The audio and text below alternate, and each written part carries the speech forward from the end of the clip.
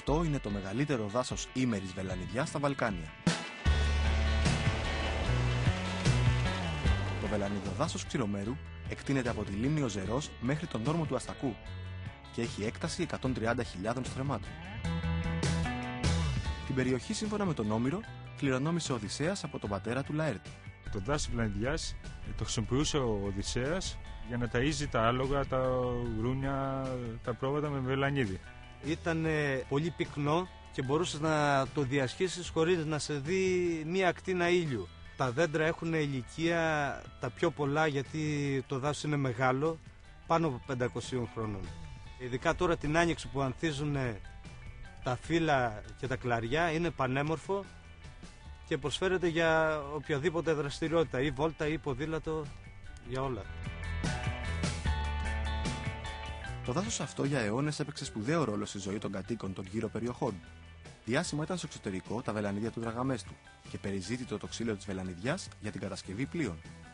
Αυτά τα υπέροχα νεοκλασικά κτίρια που συναντά κανείς στον Αστακό χτίστηκαν στο τέλος του 19ου αιώνα και στις αρχές του 20ου αιώνα με την άνθηση του εμπορίου του βελανιδιού που υπήρχε στην περιοχή. Το βελανίδι χρησιμοποιείται στη δρυσοδεψία τότε για την κατεργασία δερμάτων. Σήμερα έχει σταματήσει αυτή η δραστηριότητα, γιατί πλέον έχουμε πάει σε χημικές βαφές. Με βιολογικές βαφές για τα δέρματα υπάρχει μια τάση να επανέλθει το βελανίδι. Όσον αφορά στην ναυπηγική, επειδή προστατεύεται πλέον αυτό το δάσος και είναι και σπάνιο, δεν χρησιμοποιούμε αυτά τα ξύλα, γιατί είναι κάτι το που επιβαρύνει και το περιβάλλον και δικαιολογημένα είναι ξύλα τα οποία δεν γίνεται να χρησιμοποιηθούν στα σκάφη. Παρ' όλα αυτά, η εντατική εκμετάλλευση των προηγούμενων ετών αλλίωσε τη μορφή και την έκταση του θριοδάσους και σήμερα είναι αφημένο στην τύχη του. Το γεγονός ότι υπάγεται στη δικαιοδοσία 3 διαφορετικών δασαρχείων δυσχεραίνει το έργο διαφύλαξης και συντήρησής του. Ενώ λοιπόν έχει χαρακτηριστεί τοπίο ιδιαίτερου φυσικού κάλους, δεν χαίρει της προστασίας που του αξίζει. Ένα από τα μεγαλύτερα προβλήματα που αντιμετωπίζουμε με το δάσος βελανιδιάς είναι η παράνομη υλοτόμηση. Είναι καθημερινό το φαινόμενο. Δυστυχώς το δασαρχείο δεν είναι παρόν.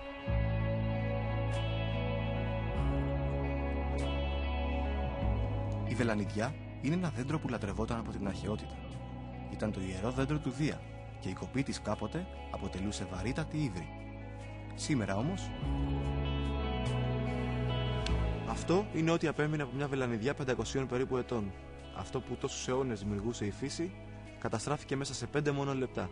Και είναι πολύ πρόσφατο, ίσως μόνο 10 ημερών.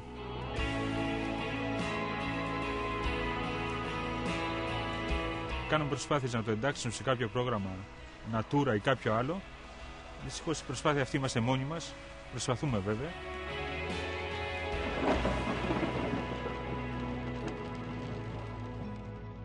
Ο μύθος λέει ότι στο κορμό της βελανιδιάς βρισκόταν μια νύμφη. Αν κάποιος πήγαινε και έκοβε το δέντρο, πέθανε και η νύμφη. Ένα δάσος πραγματικός θησαυρός. Θα αφήσουμε να γίνει άνθρακας?